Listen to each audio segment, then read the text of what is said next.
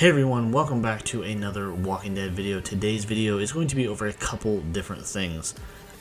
With the Rick and Michonne series coming our way, there's definitely the speculation theory about a couple different things I want to talk about, particularly with this first subject, is could we possibly see any World Beyond characters that were within CRM or that became part of CRM come into this series?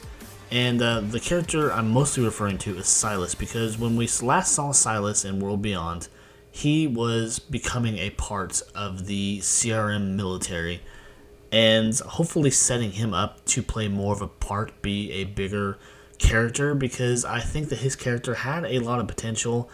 He had that mystery behind him, he had that misunderstood kind of thing going on, because no one really understood or no one really knew why he was being made out to be this type of person, because everyone knew that he was guilty of killing his father, but no one really knew the circumstances of why he killed his father and the abusive man that he was to him and his mother really abandoning him in his moment of need after the accidental death of his dad, because his dad had just come after him his whole life.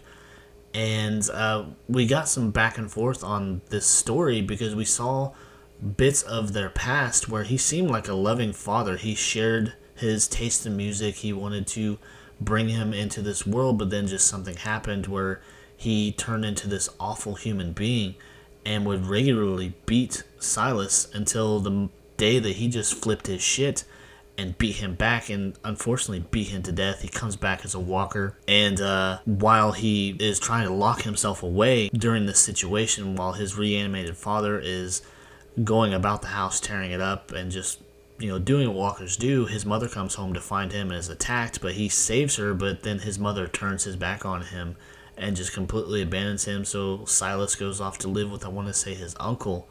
And this is all well into the apocalypse. This is in this established community, and they have, I guess, a certain set of rules or what have you. So we get some backstory of his. We get to see who he is and what he's willing to do to protect the people he cares about, because it's really, ultimately, he gives himself up to the CRM to protect his friends. And so I'm interested to see if they intend on bringing him back to play any more of a part, especially in the Rick and Michonne series, where they're going to really focus on the CRM.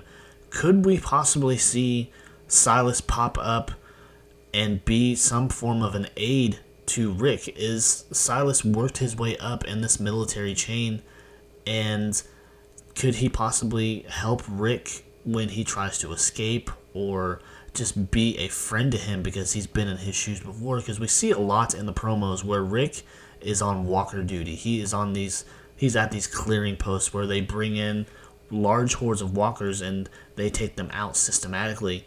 And so I want to say, because Silas is becoming a part of the military, is he at a position of power or a position of influence at this point in the story that he could actually be of some help to Rick and his ultimate goal of getting out of the CRM and making his way back to his family and back to Alexandria and that whole area?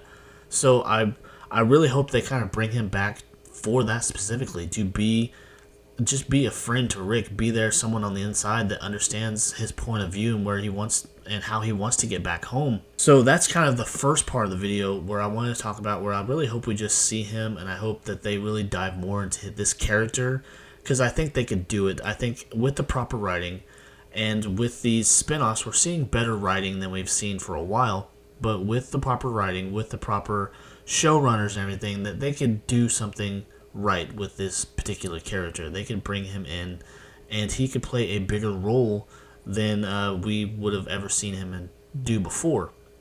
So that's kind of the first part of the video. The second part I wanted to go over was really about more theories and speculation, something I've just noticed with the additional footage that we've gotten for Rick and Michonne, the ones who live. And it's definitely a theory that's floating around out there. It's a theory that I've already made a video about once before. It's got a little bit of feedback.